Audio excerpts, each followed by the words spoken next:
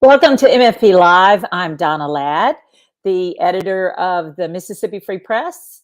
And here with me, as always, or at least usual, is Kimberly Griffin, who is the publisher and the co-founder of the Mississippi Free Press. Hey, Kimberly. Hello.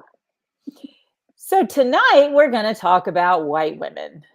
Our guest tonight is Jessie Daniels. She is the author of Nice White Ladies, The Truth About White Supremacy, Our Role in It, and How We Can Help Dismantle It, meaning we white ladies.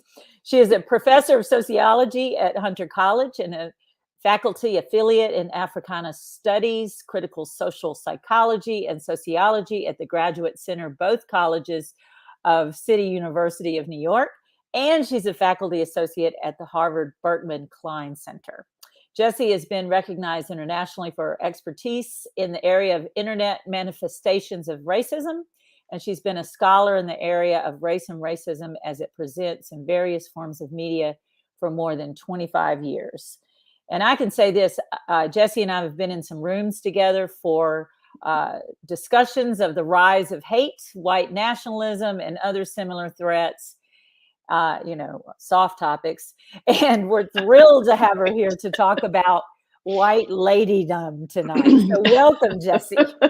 Thank you so much for having me. It's good to see you again, Donna, and it's great to be with you, Kimberly. And I was very excited about saying white ladydom out loud. I will say that. So Jessie, in your book, let's get right to the white lady point, and then we'll just take it out wherever this conversation goes. But early in your book, you start out saying, I have spent half my life in a conscious effort to not be a nice white lady.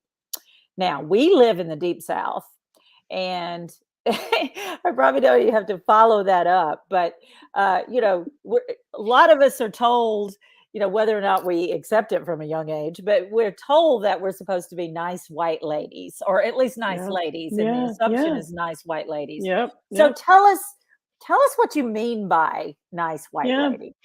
Yeah. So the title of the book, Nice White Ladies, is meant to be, excuse me, it's meant to be a kind of play on words.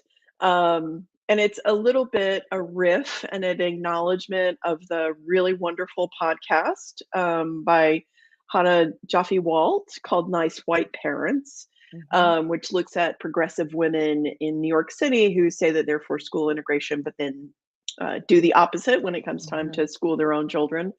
And it really is meant to be a play on all three of the words in the title, nice white ladies. And in a way, part of what my contribution, I think, in this book is to try and upend each one of those. What does it mean to be nice, really? What does it mean to be white? And what does it mean to be a lady?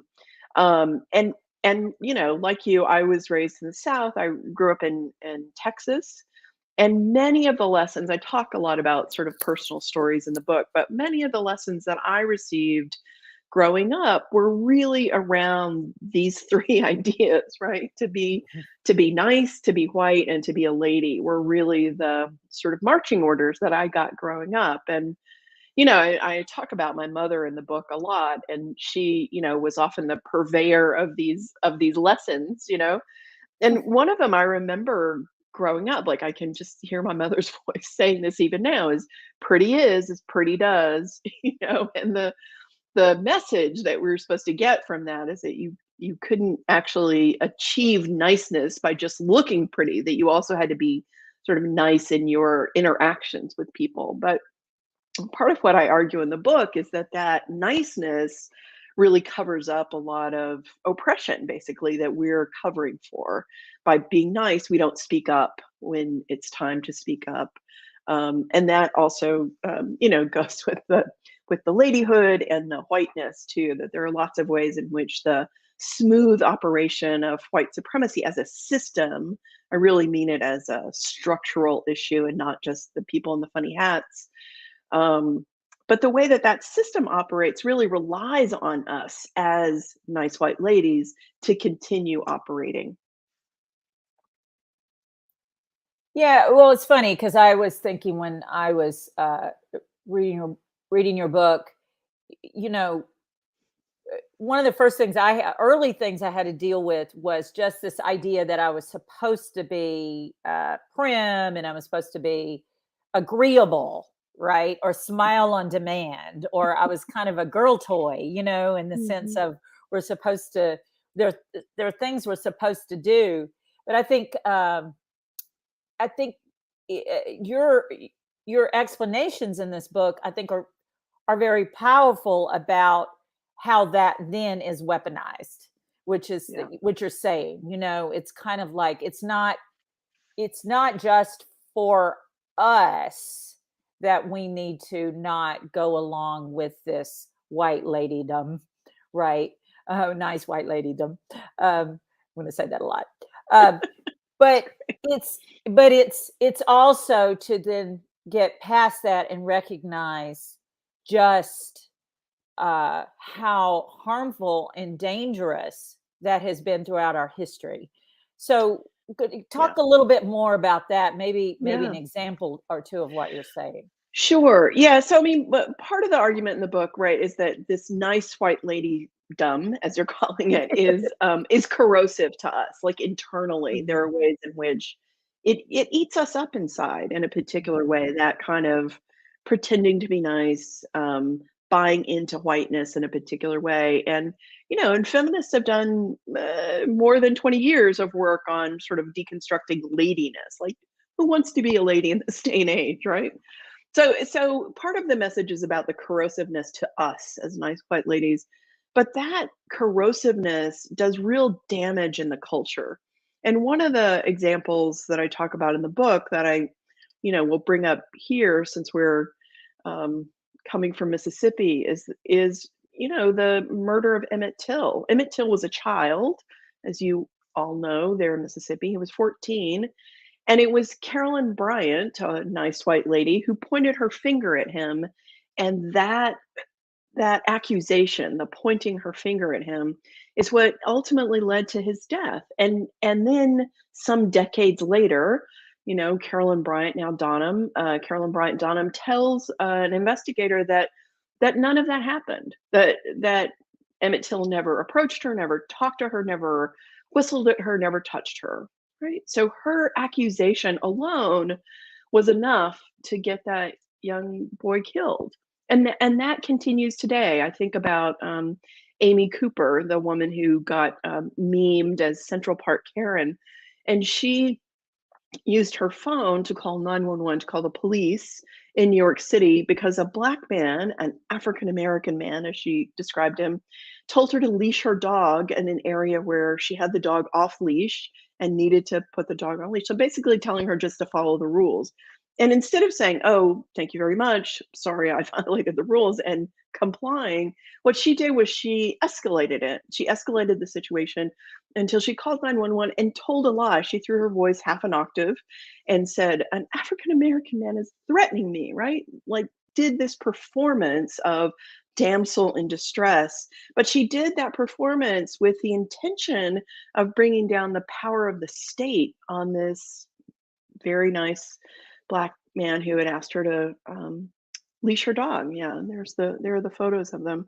Um, and that incident happened in late May of 2020, and it was the exact same day that we were all home because of the pandemic and watched on television as a Minneapolis police officer put his knee on George Floyd's neck and squeezed the life out of him. We all watched that happen, and so for me, those two things, the Central Park Karen and the murder of George Floyd, are forever connected because in effect what she was trying to do with that 911 call was to bring that power of the state down on that black man in Central Park the same way that it come down on George Floyd's neck. And that really is the corrosive power to the culture that we have as white women. We are believed and taken seriously in a way that can be harmful to other people. So that's part of what I'm trying to challenge with this book as well. One of the things it occurred to me when you were both talking about kind of this I want to say bastardization of what a woman should be is I do a certain kind of personality test work. It's called the Enneagram. You need to know that. But the woman who does it is who does one of the trainers is from Texas. And there's a certain personality type that is seen as a very helpful person, and they are martyrs, and they're always they're always helpful. They're always there when you need them. And she says she spends about half of her work helping Southern Christian women, I don't believe she said white, to understand their actual personality because they all identify as this personality. And they don't want to be the personality that's an there's all these different types, investigator, reformer. They don't want to be, and that they are actually these other people, but it is so disturbing to them that they would not be this helpful, very nice person that our society says you are in different ways. People come at it from different ways. In the South, they use Christianity, other cultures, other areas of the country use some other kind of weapon. But it was interesting to me. She said she starts there and she mostly looks at people and goes, "You're not that. That's not who you are." that because anything else, they can't imagine that they would be. Oh, I'm sounding slightly warbled. Okay. They can't imagine they would be anything else. So my next question to you is, we talked about this a little bit, but we talked about how I've seen you talk about how you don't trust white women. Now, as an academic, how do you navigate that? Yeah, I mean that's all so fascinating, Kimberly. Thank you so much for sharing that. I'm really fascinated by the Enneagrams and all that technology, and I would love to know more about that story and that person that you were sharing. I mean, I think that so much to say about that. I'm just sort of lost thinking about that. But yeah, I mean, I think there is a way. I mean, I think part of what that story illustrates, right, is that there is a kind of way that we get raised, as white women, as people who identify as femme, as Southern. And I want to say just a little bit about the Southernness. As I mentioned, I grew up in Texas, and so I have a real, Texans will tell you it's not really the South, we're our own country. That's a whole other discussion for another time. But there are ways in which Texas resonates with the rest of the South. And part of that, I mean, I grew up, I had to say yes, ma'am, and no, ma'am to my mother, and yes, sir, and no, sir to my father. And if I didn't, I was in big trouble. And, so there is a way that those kinds of ways of being get internalized, to us as human beings, just in terms of, well, I just think that's who I am, and so that makes a kind of sense. The other thing I just wanted to sort of highlight, when you were talking about she's talking to Southern women, I don't think she necessarily said white, but one of the things I often, when I'm doing presentations about this work, is to talk about Angelina Grimke, and she has a really famous book from, I believe, the 1830s or 40s, and it's an appeal to Christian Southern women.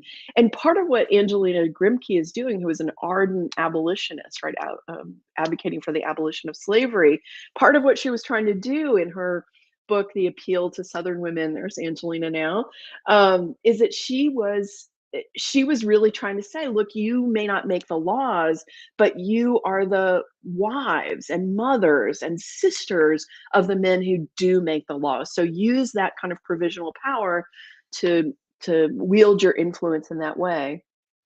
But what I heard in your question was also another thing about, part of what I say in the conclusion of the book. There's this great quote from Barbara Ransby, the wonderful historian, who's talking about, basically sort of kind of a message about find your people when it comes to revolution, and because we really need people who believe in revolutionary love to create the kind of change that we want. And my response to that, when I first read her line about it, was, I don't know that I trust other white women, other white people to put love at the center of their practice. and especially revolutionary love, which is about, including everyone in that embrace. And I just, the kinds of messages that we're raised with as white people, and this is beyond, just the South, this is the whole nation, if you will, is about individualism, right? It's about meritocracy. It's about you just look out for your own self and how you're achieving in this world. And then maybe you focus on your nuclear family. But beyond that, it's really this kind of aggressive individualism where we're supposed to get rid of everyone else that weighs us down, as we pursue these individual goals. And that's really what I'm saying that I don't trust. It's not about individual white women or white men. It's really, or white people of any gender. It's really about what is the value at the center of our lives. And oftentimes for white people, the value at the center of our lives is about individual achievement. It's about wealth accumulation. It's about this belief in meritocracy, that we're all just, the place that we exist in the social hierarchy is because of our own hard work and effort. And those are the people that I don't trust. You also, I want to talk a little bit more about the white woman's body as a weapon, because that was what we just talked about in the park incident during the onset of the pandemic. Those videos were everywhere, and I was just like, white women screaming. There was one where one woman was screaming in the middle of Victoria's Secrets because I think somebody wouldn't let her use a coupon, or the girl told her to get, no, what it was. She told her she was too close because of, pandemic masks. We got the stickers on the floor, and she's screaming, flailing on the floor. But what I saw in that moment was interesting, because young white women recognized it for what it was, and they recorded her, and they came outside to kind of navigate. They used their bodies and navigated the situation so that the Black woman wouldn't get in trouble. Are you seeing more of that? I really don't go outside very much these days, so I don't really know what's happening in the world. Same, all the same, Kimberly. But you contact young people. You talk to young people more than I have an access to. But what do you? Yeah, I am actually teaching in person. I should just acknowledge that. It's a great example, and it's a wonderful question, right? Like, I think there are ways that we who are raised to believe in our own whiteness and who are identify ourselves or in the rest of the world as femme, that there's a way in which that construction of an identity could be used to intervene in some of these situations. However, I do not see a lot of that happening. And when it does happen, it's often unwanted or misplaced. I think a lot about the Wall of Moms protest that happened in Portland. And a lot of people were saying, aha, well, this is the example, right? This is how white women, you do it. You put yourself, your actual physical body, in the space between a line of police and a line of Black protesters. And to the extent that that protest did that, I think it was a good thing. But that protest very quickly turned into something else, in which white women were basically putting themselves in the center and were not listening to the Black-led organizers of the Black Lives Matter movement. So I think it's absolutely possible, and it's certainly one of the things that I hope to see happen for writing this book, but it's just not that common yet. Instead, what we see is that white women experience their bodies, I think, in a lot of ways, partly because of feminism. We experience our bodies as a site of danger, right? And as a problem to be solved. There's there's a very old comedy routine by a comedian nobody probably remembers, named Elaine Boozler, and she I loved used to her. yeah, she was great. She had this one great bit that I just loved to death, which was, I'm walking alone in a city. I have my valuables. I have a vagina. There's a way in which, that's kind of the message that we've gotten from feminism about our bodies, is that it's this dangerous place. Yes, thank you for the reminder about who Elaine Boozler is.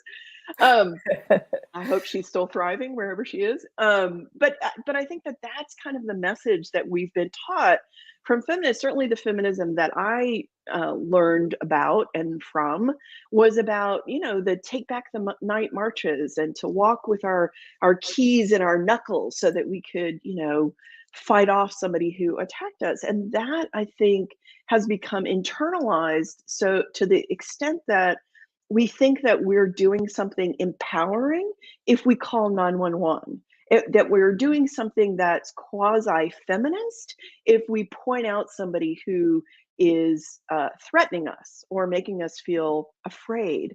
And yet we don't examine where that fear comes from, why our bodies feel like a site of danger, and what it is to have just, to go back to the Central Park Karen example, to have a Black man simply say, "Please leash your dog," that would set off a kind of set of bodily fear and emergency that, if we were to take this woman at her word, is what happened to Amy Cooper in Central Park.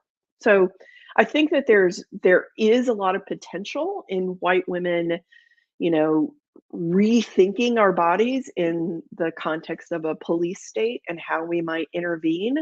There are wonderful organizations like Court Watchers, which is an organization in the Bronx in New York, which basically enlists people, white people, to go and sit in court and be observers in court to sort of check the process as it unfolds, to sort of say, look, I'm here as a white person, I'm watching this, so you better come correct, basically.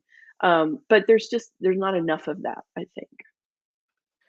Well, and there's this idea that you just brought out, that white people know best if white people are in the room, right?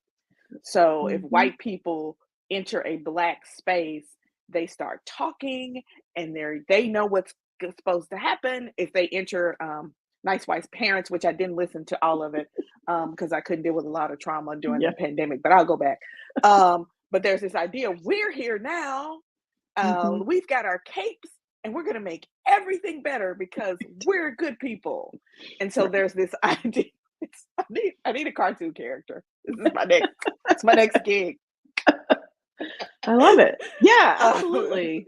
I mean, I think there is a way in idea. which white women, especially, I mean, just think about what we call the helping professionals, right? Like helping professions, right? And if you look at those, like nurse, Wow. teacher, social worker, librarian, like just those four professions alone, those are what in sociology we call white female dominated professions, right? The preponderance of people in those occupations are white women. And to your point earlier about the Enneagram, I think that if you spoke to those people in those professions and said to them, what you're doing is actually not helping, that it would be a similar kind of like, oh no, like that was the whole reason I got in this profession, was to help.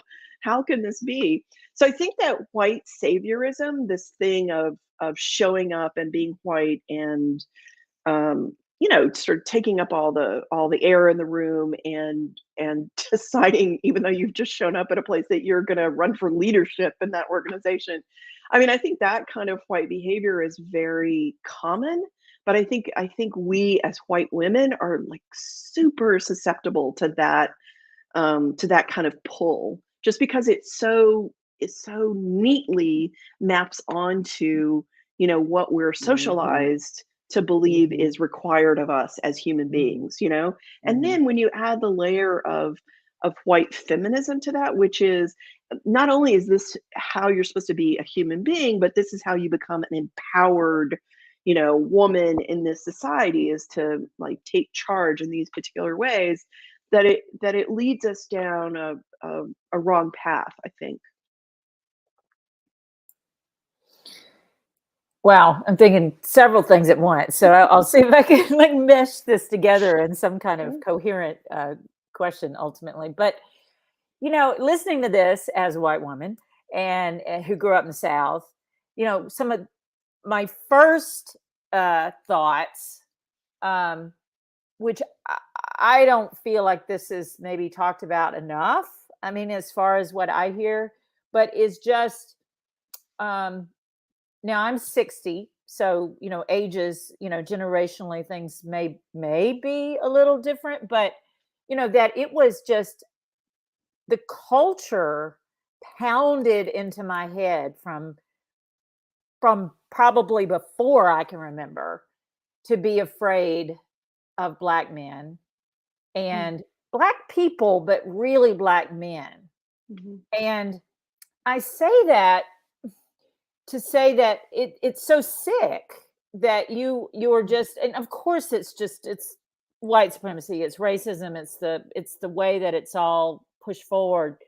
But to be this child, or even when you think about some of these horrible lynching photos, with the children there at these events pointing, and kids who look like I did when I was a kid, or you, Jessie, and Yeah, little yeah, blonde 100%. girls and all this. Yeah. And but to think about the horrors, I guess, of being Mhm.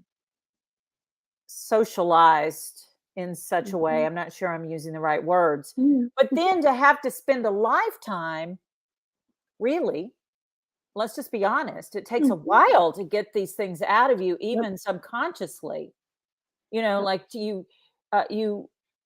into my adulthood. I mean, this doesn't Mhm. happen anymore, but into my adult life, if you said to me, and I was fairly, uh, I was very anti-racism and all these other, but subconsciously, if you said to me, Mhm. there's a guy breaking into women's houses, I might see a Black man first Mhm. because I was taught to do this. Yep. Yep. And it was cruel, and it was Mhm. cruel to me, and it was cruel to other Mhm. people. But I think what it feels like to me, and it's in a lot of our violence conversations and other things, and we're kind of going through this thing now where it's another round of kind of racist violence, Mhm. finger pointing at the capital city here because it's majority Black. But it's a lot of women, particularly, I think, don't get to that point. A lot of people too, but a lot of women don't get to that point of interrogating it. I think Yeah. that's what I'm trying to say here. Or Mhm. they don't know how to interrogate it, Right. or even the reason to. Right. And so I think that what I'm trying to say here is that I think that's in part what your work says to me is, Mhm. think about this. What did that Mhm. mean to be a nice white girl or Mhm. nice Mhm. white lady? What are your visions like in your head? What was that Mhm. socialization like? So that's Right. not a question, but I'll throw that back to you to say what you Sure. will. Yeah, no, there's a lot in there, and same. We're about the same age, Mhm. and I just want to say before somebody asks this question, okay, so I'm old, but that doesn't mean this is only for the olds. That there are lots of young people that need to learn these lessons, and part of what I say about this book is, even though I'm old, I'm hoping that those of you who are younger and maybe listening to this can speed up the process so it doesn't take quite so long for you to learn the lessons that I did. But yeah, I mean, I didn't learn about lynching until I was in graduate school. So this is for me in my mid-20s in Texas. I had gone to Texas public schools my whole life, including for my PhD. But when I learned about lynching, I actually learned about it first in a women's studies class. And part of the reason that I learned about it in a women's studies class is because the idea was to sort of look at the stereotypes about Black men, right? These are also sexual stereotypes that Black men are seen as inherently, inclined toward rape. That was the kind of extent of our discussion. And then in the footnotes of some of those articles, I found the work of Ida B. Wells Barnett, right, who wrote The Red Record about lynching. And part of what Ida B. Wells Barnett pointed out, this is in the 1890s, part of what she pointed out is that the reason that lynching was possible, the reason that that practice continued, was because of what she called the threadbare lie. And the threadbare lie was that white women were being attacked by Black men. So, yes, part of that is about the stereotype of Black men, but it's also on us. It's also on what is the construction of white womanhood in that mythology, in that threadbare lie. And part of we would talk about it in women's studies, but we would talk about it as this ancient thing, this thing that had happened a century before. And part of what I'm trying to do is bring that work forward. I think that for a lot of white women, the idea of pointing out our whiteness and our womanhood in a way that isn't about feminism is quickly moves into misogyny. And so that's some of the pushback that I've gotten about this book, that, oh, you're vilifying white women and you're just a misogynist. And this couldn't be further from the truth. But I think that it becomes difficult for us as white women to kind of say that we have a particular identity, and then it merits attention in a critical way, the way that we've been critical about other people's identity and social position for decades now, right? So just one quick example, in my work, since I started working on this book, I've set a Google search alert. Do you know these things where you tell Google, I'm very interested in this phrase, and then every morning you get a little email that says, here's your stuff on this phrase. Mine is white women. And this is the gift that keeps on giving. It just never fails to pay off. But what's interesting about this Google alert, right, is that it will surface things like this, bad behavior by Central Park Karen or whoever, called the police, right? It will surface those things. And then it will surface other things like, the disparities in voting differences between white women and Latinx women and Black women, that sort of thing. But then there's this kind of gap in the middle, what some people have called a data void, where the kind of space that we take up in the culture doesn't show up in those Google search term results. And one example that I talk about in the book is what magazine is it? Vanity Fair, who has a special Hollywood issue every year around this time, a little earlier. And it showcases, right, the actresses who are going to be nominated for the Oscars. And, occasionally there'll be a Lupita Nyong'o or a Viola Davis or a Kerry Washington or an Angela Bassett, but I've just named all four, right? And otherwise it's this and Angelou Ellis, right. Right. But otherwise, it's the sea of whiteness, and you can, sometimes I ask students to do a content analysis, right? Go back and count the number of people in each one of these covers. How many are white? How many are Black? That's what I mean about kind of the space that we take up in the culture. If you look at Hollywood, if you look at popular magazines, we are everywhere, white women. And yet it's somehow not okay to talk about who we are as white women, what that social location, what that identity means. And I think that's really what your question sort of gets at, is like, how do we begin to do that self-reflexive work? And I think part of the answer is just really, the acknowledging that we exist, that white womanhood is a thing that we should be paying attention to, I think is important as a first step. And, I think it's okay to get a little pissed about, how we've been used too. It's like if you can be, if you can just be self-reflective about that and say these various, how we've been used as excuses or, for so much violence. And my kind of more Mississippi example, of this, talking about lynching. I mean, we all know, and I hope everybody watching knows that, white womanhood, as you've alluded to, it was always used as an excuse for lynching. Yeah. And when we say lynching, we mean kind of extrajudicial, whether or not someone was accused, Right. like even in for the time in any kind of credible way, which it's hard to know what that is during Jim Crow, but or whether they just it was just something people made up and went and hunted down a black man and did these horrible things. When it often was about trying to register to vote or selling land or being successful in some way or not, or challenging a white man because he stole from you or something. Those things are out there too. So or recently in Oxford, Mississippi here, there's been this debate over doing a lynching memorial at the courthouse. And Lafayette County happens to be one of the counties in the state of Mississippi, for those of you who don't know this, who had some of the most lynchings. And so there are a number of I think there are 5. The memorial finally went up, but there are 5 that they are listing in there. One of them, in one case, though, it was so infuriating to watch this. In one case, that was part of it. It was a man who was accused, I believe, either of raping or killing a white woman.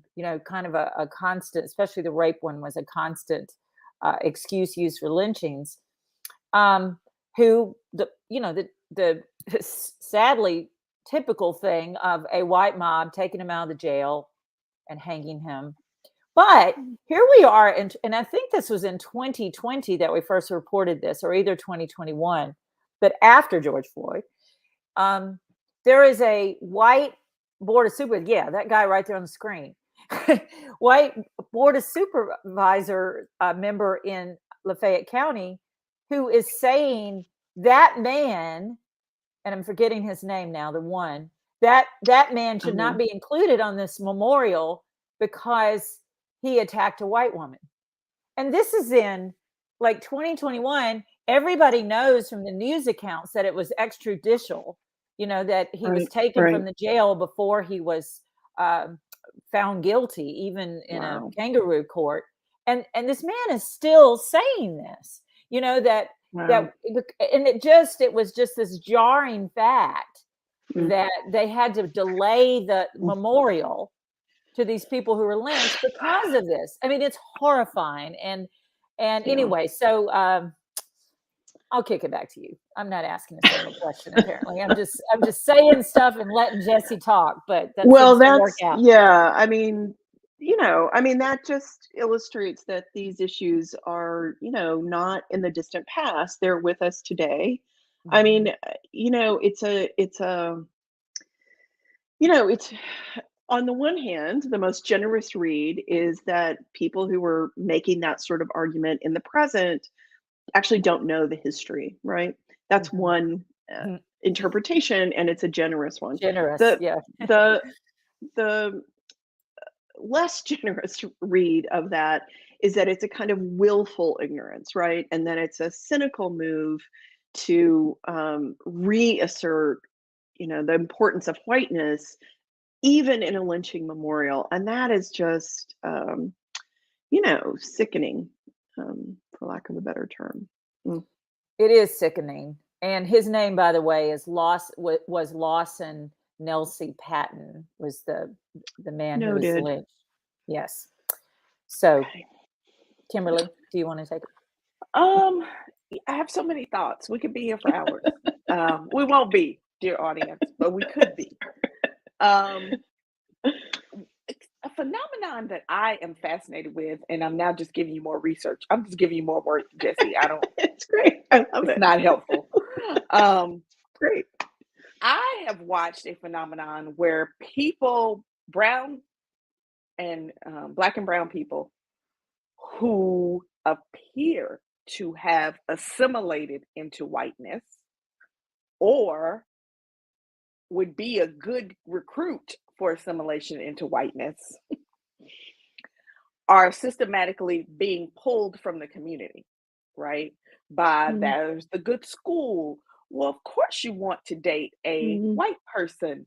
Well, that's so there's this culling of what I call, this is not the best language, so if I ever end up in front of Congress, please nobody use this against me. If I end up in front of Congress, we've already created some miracles here. So really, what do I have to lose at that point? If I'm testifying, I'm about to get an appointment. We've already won, people. We have won. But there's this kind of systematic culling of the herd because I contend that the numbers are not in whiteness favor. That's not in the white people's favor. Yeah. So what we've got to do now is convince you that being like us is the best plan.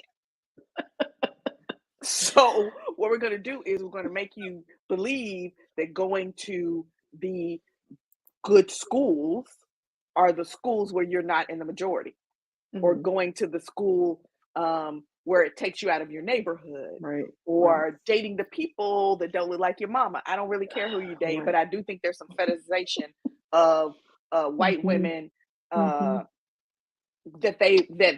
the thing. That's your peak in a lot of ways. I'm always suspicious of people that date the people that all look alike. Like, that's weird. I mean, everybody's kind of type, but if you keep dating the same person, it's strange. Right? So, some lessons not learned there, I guess. It's strange. They all look alike. It's weird.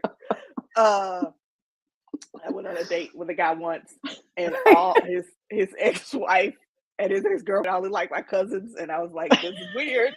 I'm out of here. Okay. Back to it. So there's this, we're punchy. We're punchy. We're tired.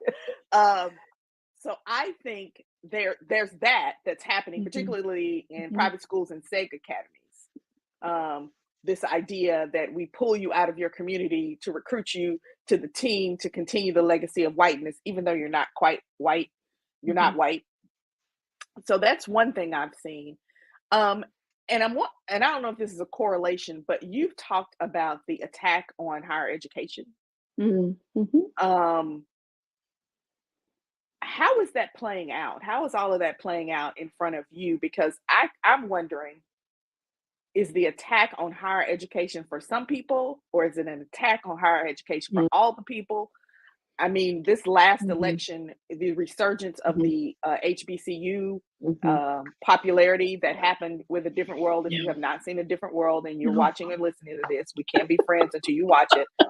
It is about, love that show. It's based on a Black college, kind of like Spelman or Hampton or Howard. And it was one of the best things that ever happened. And it was skyrocketed HBCU enrollment. And so for me, this last election, with the vice president being from an HBCU, cabinet members, congressional leaders, we're just seeing a different. Where is that? What is the attack supposed to do? Yeah, so a couple of things. Great questions. Again, I think that the first phenomenon that you're talking about, I think, is less about sort of replenishing whiteness and more about the desire among some white people for a kind of consumption of Blackness, but without the burden.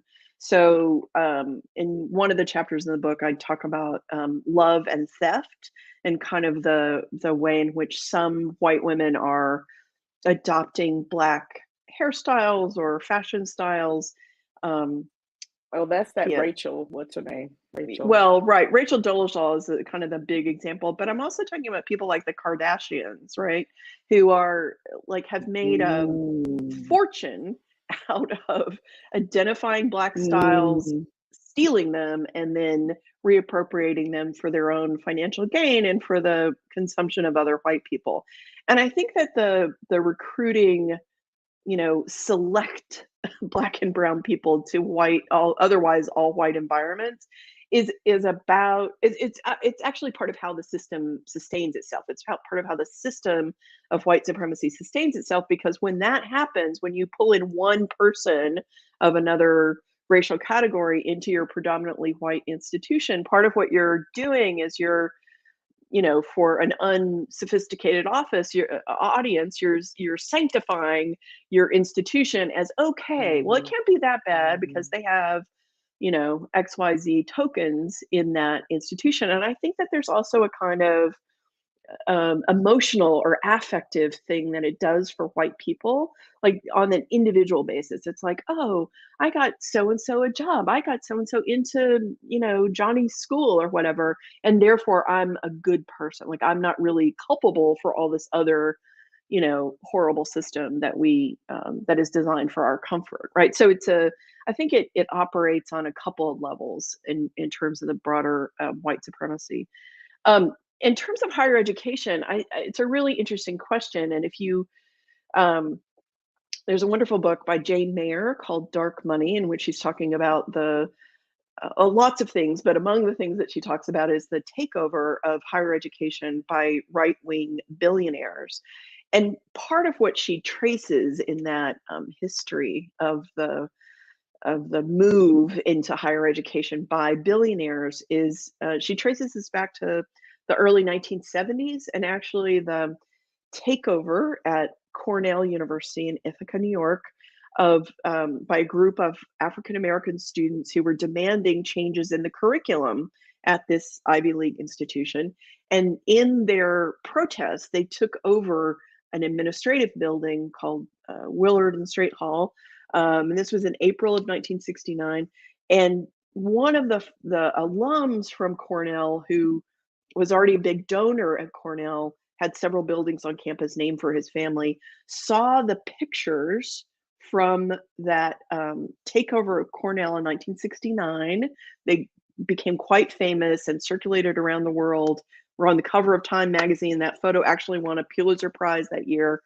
But for very rich white straight men, that was a harbinger. It was this is they have destroyed higher education and they must be stopped. And the they for these rich white billionaires was Black people, brown people, queer people, women, and so part of both the defunding of higher education and the attacks on higher education by the far right are about who has entered the academy, right? It's us, it's queer people, it's women, it's Black and brown people. And that's part of why higher education is not being funded at the rates it was when it was a predominantly white male bastion.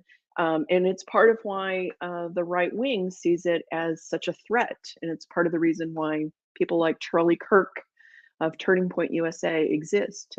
It's really about undermining higher education because it's seen as a threat to the smooth operation of white supremacy. And that's so interesting, because I don't know if you know this or not, but Cornell was where a group of elite men, mostly Black men, were first able to enter higher education. Mm-hmm. Yeah. So that's really interesting. And so now we see this attack on higher education, and you let me know.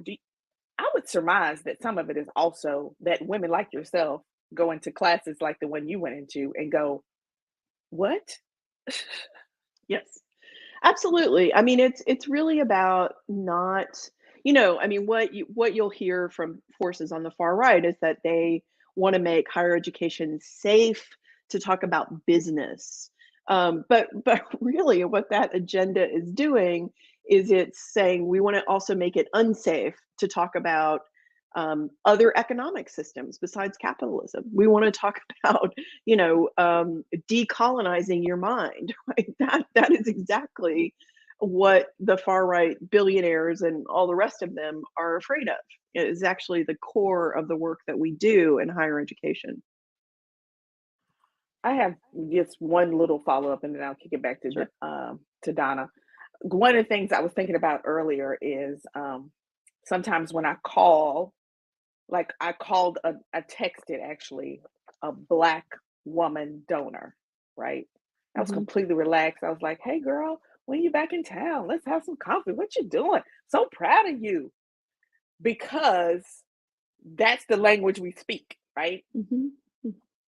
And what they're also cutting off access, right? When you don't have Mhm. access to the car, because nobody's making a business deal. They make a business deal at golf course, like drinks, in a language that you may or may not speak. Well, now I'm Black, I can code switch 5 or 6 different ways, but there's this idea we're going to cut you off from the financial prosperity as well, Mhm. right? Yeah. If we cut you off from this pipeline of influence, and Mhm. I was just thinking about that. Yeah, absolutely. That's definitely part of the carrot that's held aloft. I feel like we can't get out of here without talking a little bit about what's like kind of the weaponization of, and I don't want to use white fragility because I know that phrase is, you know, not everybody loves that phrase anymore, but this idea of using white discomfort over uh, over history, over racism, Mhm. um, facts about our own history, and what you know, white and white men and women alike have done Mhm. throughout our history. Mhm. And with all of the CRT campaign, anti CRT, even though a lot of them aren't even CRT, I was thinking about this show ahead of time, and I was thinking, it kind of reminds me of how I used to see all these white women on Facebook just melting down, not just getting mad about something, but just losing it, like they were just going to, like puddles on Facebook because someone challenges them on something Mhm. about racism, or this Yeah. idea Yeah. that sending your kids to a segregation academy might not be the exact right best thing that they should do, and that they would melt down, melt down, melt down. Now I don't have as many of those women on my page anymore, but but now we're seeing it's almost like they've Mhm. taken that Mhm. tendency, and then just these Mhm. political strategists, and this just blown it up Mhm. into this nationwide Yeah. attempt, right, to use it to Mhm. maintain power, Yeah. white supremacist power, really, Mm. um, Yeah. because and so many of them are white women, and I believe very strongly that it's white women who are the main target of this. The Mhm. ones who Mhm. might vote one way or another, Right. depending if you Right. can't scare the shit out of them. And Yeah. so it's just this idea of this we can't feel uncomfortable. Our kids can't be Right. made feel uncomfortable by Mhm. real history, Yeah. so we're not going to let you put something in Right. the math books. So I Right. don't know, I'm curious what you might have to add to that Yeah. conversation. Well, I mean, lots, as you might Yeah, imagine. I can't imagine. Yes, I knew you But would. one of I'll tell two quick stories. One is a story that came to me from a reported piece that was in Rolling Stone magazine right after the election in 2016. And the reporter went to whatever hotel in DC where Richard Spencer, a figure of the far right, was having a meeting, some might say a rally, in celebration of what's his name getting elected in 2016. And this was you may remember this from the news reports at the time, if you have recovered from the shock of all that, of him in this hotel ballroom sort of saying Heil to the guy who just got elected, and all these people raising their right arms in this kind of Hitler salute. And there was an intrepid reporter from Rolling Stone who went and interviewed people in that hotel room, and one of the people that she came across was a young white woman named Emily. I don't know if that's her actual name. And she was in her 20s. And the woman, the reporter just asked her, "So how did you end up here in this hotel ballroom in November of 2016?" And she told this really compelling story that I will never forget. She said, "When I was young, around 11, the teacher in my classroom made us read To Kill a Mockingbird. And she also told us that white people were responsible for slavery." And I just had so much guilt, young Emily says, until I found 4chan, an obscure place on the internet. And there I found this guy, Richard Spencer, and his teaching. So basically, because she had felt uncomfortable reading To Kill a Mockingbird and learning about the history of slavery, she went running into the arms of the far right, of white supremacist groups. And basically, what I'm trying to do with this book is to say there's got to be another way. We have got to reach young white people and say, yes, we're part of the system. It's terrible, and we can unmake it.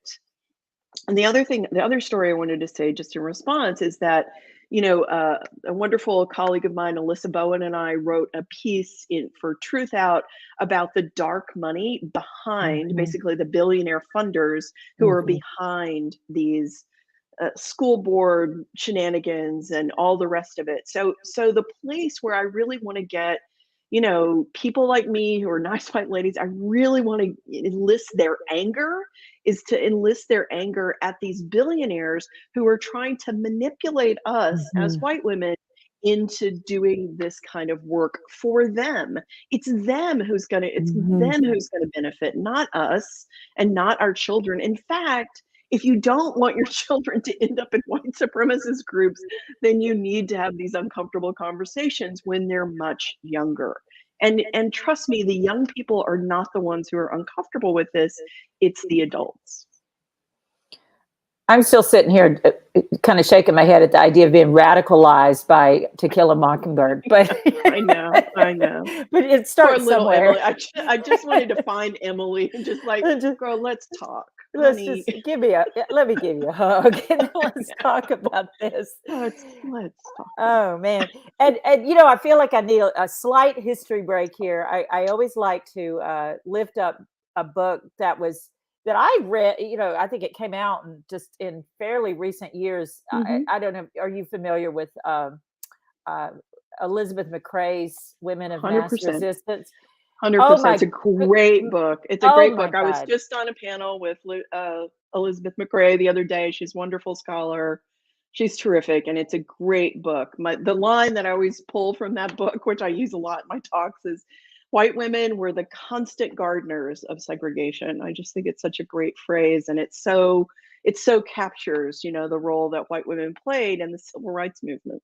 Well, and something I like to say about this book, because I learned a lot from this book, and as in the last decade, and what I want to say to people is that what she does is that she writes about all of these very powerful women in Mississippi, but other states, including the North. I think Boston comes into play in this book, and some other places, who played real serious roles in this idea of racial integrity, this idea of to fight race mixing and blah, blah, all of these things.